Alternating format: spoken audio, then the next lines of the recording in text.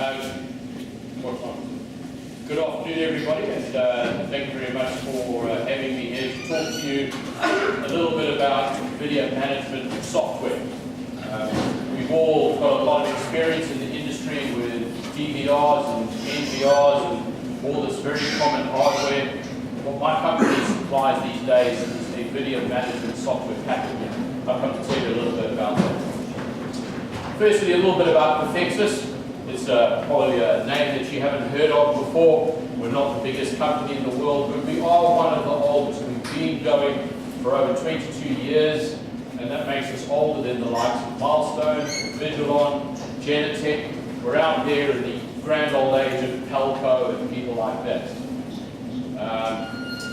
We have extensive vertical market knowledge. We're involved a lot, obviously, in mining because we come out of Africa. We're involved in hotels, in healthcare, in street surveillance. There's a lot of vertical knowledge that we've got in our marketplace. And we've got a proven track record of giving people a return on their investment. Just last month, I took out a system from the London Stock Exchange. It was a 10-year-old analog system that had been working in the London Stock Exchange. Never failed. It was ours from 2006, I think, somewhere around there. We took it out recently and replaced it with one of our IP systems. And that was a very big bonus for them, that they had our system running for 10 years without any failure. Recently, we won an award for being the best VMS, and this was in competition with people like Hogyan, Pelco, Genetech, and Milestone, and they picked us as the best VMS. We have a lot of experience with safe cities and general street surveillance and large campus surveillance. Some of the projects that we've done, multiple cities throughout Holland, a lot of cities in Ireland, New York, Maryland, Albany states. We've been involved with a lot of municipalities in South Africa, obviously because we're a South African company. And we were very proud to look after the Pope when he went to Dublin recently. They spent £150,000 on our equipment to use for 3 days. But we were vetted by the Swiss Army and the Papal Security Team. So again, a good accolade for the quality of the Cathexis system. What do you want out of a safe city, a smart, safe city? Well, you're looking for a system that's going to be powerful and it's going to be very, very user-friendly. It's got to be integrated. It must speak to other systems. There's no point in just looking at video. You've got to be able to pull in other data to work with that video and give the user of that system the ability to make decisions, Boolean decisions on if this happened and that happens, or this happens, what must I do? And that's what a VMS will give you. It's got to be scalable. You start off with a small concept, a small area that you focus on within your city, and then you want to expand it. The Dutch police started off looking after town centres. They've now expanded into truck parks outside the town centres. They've expanded into industrial estates outside the city centres. And they monitor the entire system on our software. It's got to be reliable because it's a high-intensity situation, so it's got to work 24/7. And there's got to be the features built into it that ensures you're going to retain the data and it's going to be fully functional under high demand. And of course, you've got to provide a consolidated control room application, which we of course do. So what is a VMS? How does this differ to an NVR? What is an NVR, for example? So video management software is literally that. It's software. We focus singly on writing software. We used to make hardware. We used to build old analog DVRs. We've got a lot of experience in hardware. But these days now, we focus on the software. So we're writing a package which is dedicated to be used with video inputs. It's capable of managing sites with thousands of cameras. Literally, we've got sites in Dubai with 3,000–4,000 cameras. We've got sites in Southern Africa monitoring gold mines and diamond mines with 10–15,000 cameras. These are very big sites. That software has to be capable of managing all those sites. An NVR, on the other hand, is an embedded package. It's got limits. It's not readily expandable. The software that's on there is good enough for the job. But when you come to the big, powerful applications, the very demanding installations, it just doesn't quite fit the bill. And apologies to any of the NVR manufacturers here. It's got a great product, but it has its limits. It's generally an end-to-end solution. So you're looking for the manufacturer of the NVR wants to supply their cameras, they want to supply everything else. It's not that open. The VMS is a much more open platform. It allows you to pick the best of breed products that give you the best solutions for your problems. So you can pick the right camera from the right manufacturer. It might not always be one camera from one manufacturer. An NVR generally has limited scalability, and it's great for sites where you're not having a lot going on, basic functionality, just record video, and we might come and review it every now and then. The VMS gives you so much more than that. So the benefits of the VMS is that it's very feature-rich, and even though it's feature-rich, it's robust. It operates under very high-pressure conditions. You can use any server platform, and that's great. So if you're a hardware provider, you go and use your own hardware. We're not forcing you to exist on a particular platform. You can pick and choose your peripheral hardware. I want to use this access control panel with these cameras, with this intruder system. I can go and select all these various options and mix and match so that I come up with the best solution for my job. We are camera agnostic, so we work with whatever camera is out there. We generally try to work with a native protocol of the camera so that we give you all the functionality for those cameras. If you work via OnViv, quite often it's a stripped back solution. OnViv doesn't always give you access to all the great features that come on a lot of these modern cameras. As I said just now, we work on a lot of hardware platforms, and a lot of those you'll recognize. The real benefit of VMS is that once you really understand what you've got on board of VMS, you've understood what you've got, you then think, I want to grow the system, I want to add more cameras, I want to integrate my access control, I want to add ANPR, I want to bolt on all these additional features. Now you've got the core system, you can add whatever you want to, whenever you want to. It's a very simple process.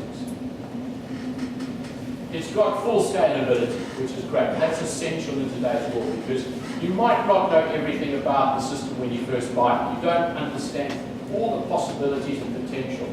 But once you've got it and your mind opens up and you think, wow, can I do this maybe? Can I do that? In discussion with your provider, which tells you all the new great features, you can grow the system.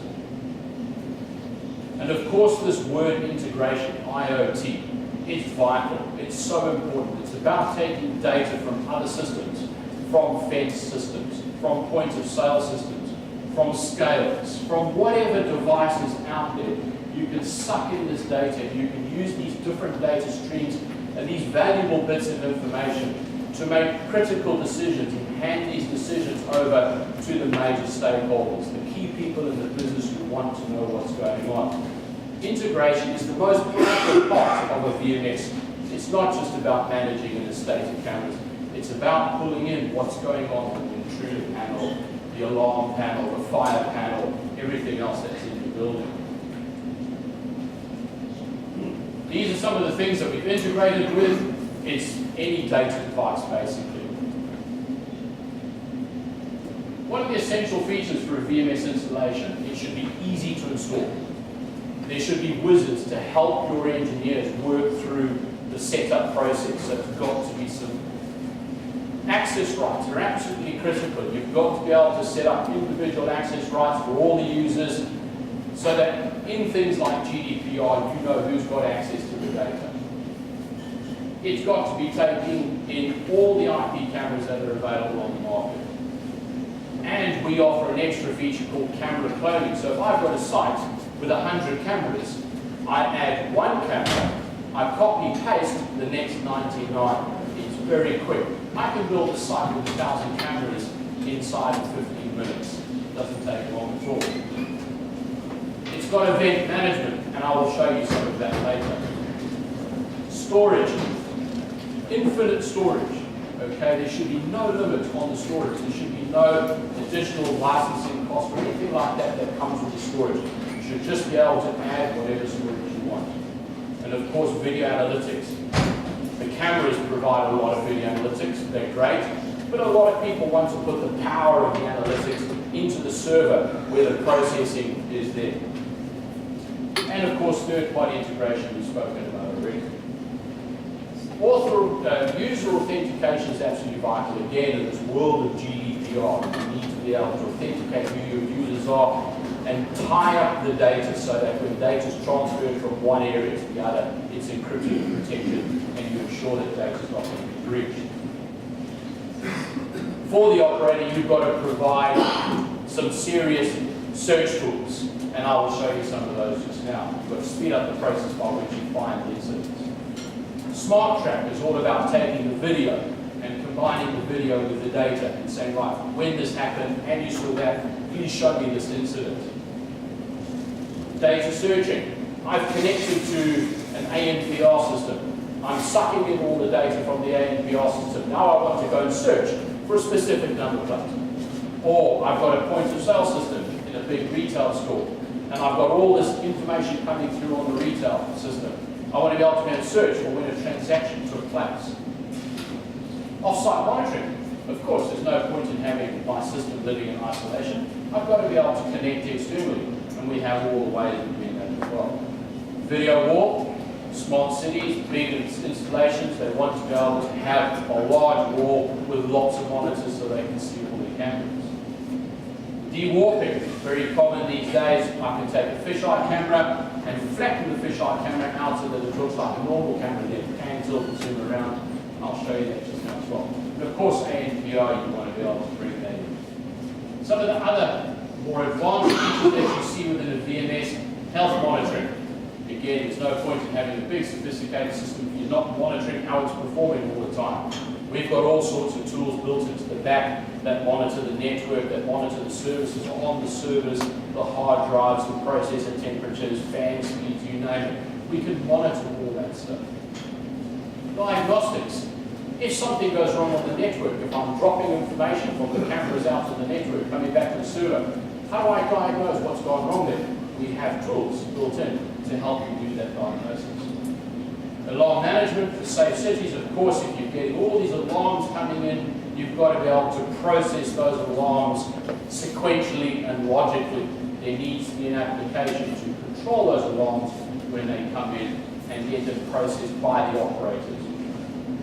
There must be a map interface, that's obvious. And a little feature that we've invented that we don't think anybody has at the moment, a thing called Cat Observer, we can actually record what's on the monitor. So each operator monitor can have a full recording of everything that's displayed on that monitor. So the whole audit trail of everything that the operator is doing. Data security, as we mentioned just now, is absolutely paramount. We've had to meet all our GDPR obligations, and we believe we've done that. The next phase of the software, where the software is all going at the moment, is AI. Okay, a lot of smoke and mirrors around AI, a lot of stories being told around AI. Okay, you need to put it into perspective. I'll show you a little bit about that just now. And of course, failover. Big systems require failover. I don't know if it's a term that many of you come across that often. We have things like RAID on our data. So if I have a drive that fails, I've got another drive that kicks in and takes over. But what do I do when a critical component of the server, a processor or a solid-state drive or something like that dies? How do I protect the uptime of the system? How do I guarantee that it's going? And that's to have this thing called failover. And the way it works is that you have multiple servers on your site. And I have this one failover server, this one spare server sitting behind the scenes.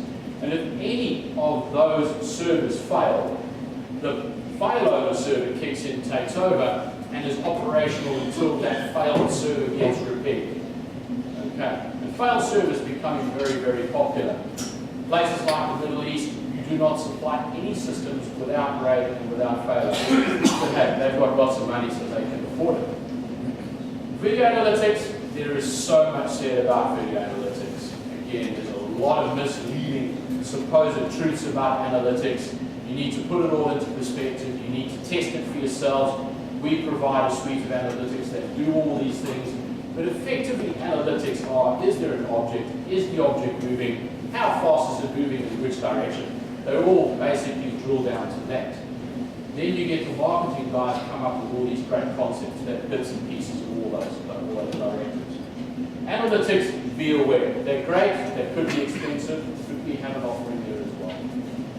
We've spoken about artificial intelligence, and this is using neural networks and deep learning.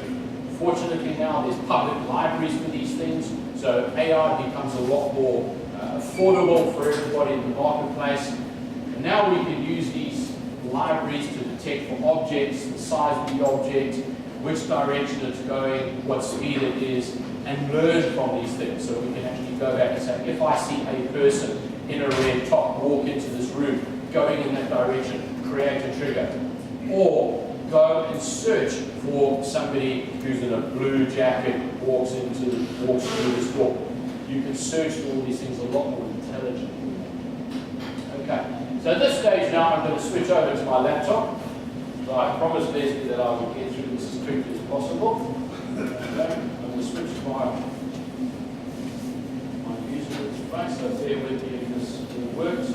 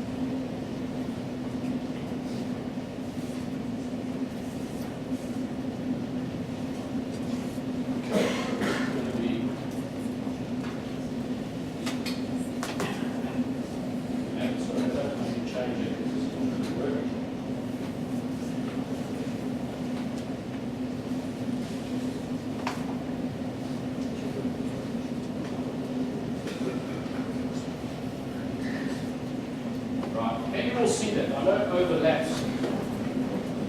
Right. You can all see that.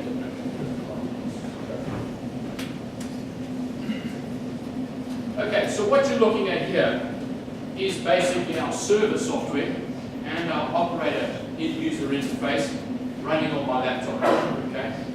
One of the benefits of the Cathexis software is that it's not very hardware demanding. So I can actually run it on a fairly rudimentary server. I don't need advanced Windows Server 2018 or anything like that. Windows 10 Professional 64 bits fine. Good server platform, depending on what you want to do and run. So I've got it running on my laptop there. The user interface has got to be very simple. I've got to be able to look at multiple cameras if I want to. So for example, I can take a whole bunch of cameras.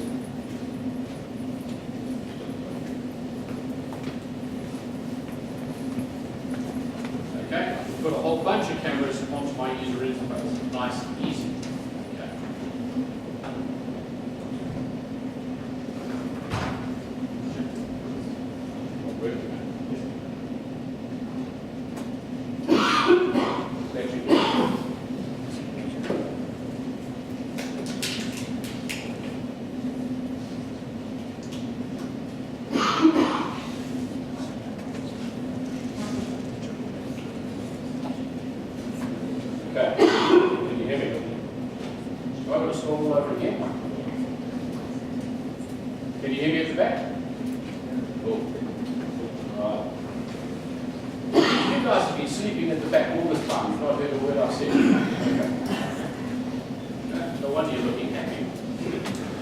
Okay, so the user interface has got to be very simple. I've shown you how you could look at one camera, you could look at 16 cameras, it's very easy to do. If I want to play back video, the central part of wanting to review video, it's easy. I just drag my timeline at the bottom here, so I put my mouse down the bottom here, I drag my timeline, and I can look at my video. Okay?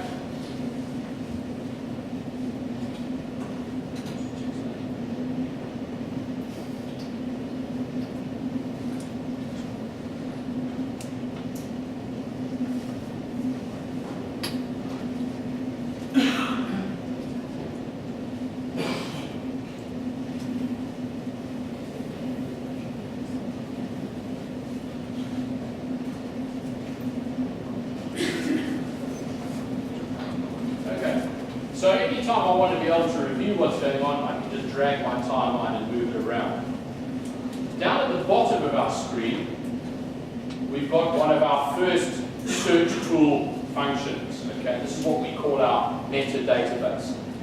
This gives you the ability to analyze the entire video feed and look at how busy that video feed is. So I'm analyzing the entire area and looking for motion, and then I'm databasing that motion. So for example, I wanted to say, in this area down here, where I get a lot of trucks coming through, okay, I want to search for the times when I just saw the trucks. And I can draw a little rectangle around here. You can see straight away now that it's filtered out this timeline. And I can click on any one of these lines, and it shows up immediately when I've got a truck coming into that area. So it's taken a whole lot of video, potentially over many, many days, and filtered it down for just a specific event. We've got another search tool that I can use. Okay. Right, so in this office here, I can see that there's a box on the floor there. And I want to find out when that box was actually put there. So what I can do is I can go to another tool that we've got called Snap Search. Okay. And what this tool does is it creates a whole series of thumbnails. And it's not so easy to see, I think, from the back maybe, but it creates a whole series of thumbnails, and then I can use, by linking the tools, okay, and I can see, right, there's the box there, it's not there now, so I'm going to drill down, okay, and I'm going to play from here, and there's the video, I hope, of that engineer putting that box